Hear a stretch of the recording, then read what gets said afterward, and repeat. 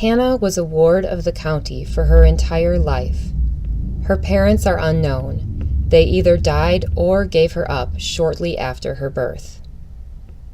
She moved at least 8 times as her various caregivers changed and different contractors kept the poorhouse.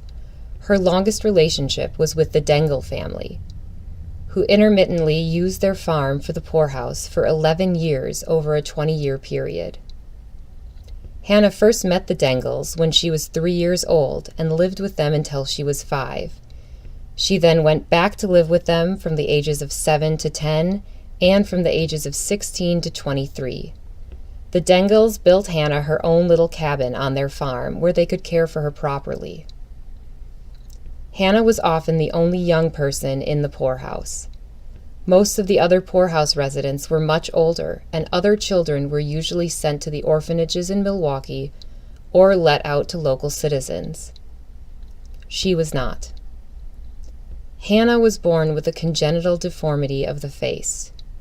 She did not have eyes, a nose, or an upper jaw, and would have been unable to see or talk. The Board of Charities inspectors opined that the state should have a system in place to provide hospitalization and health care for people like Hannah, but they never interceded directly on her behalf.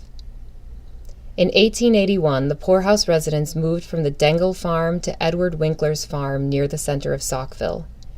Hannah had to leave her cabin and the Dengels, who had taken care of her on and off since she was a little girl. She died on October 21, 1882. She was 24 years old.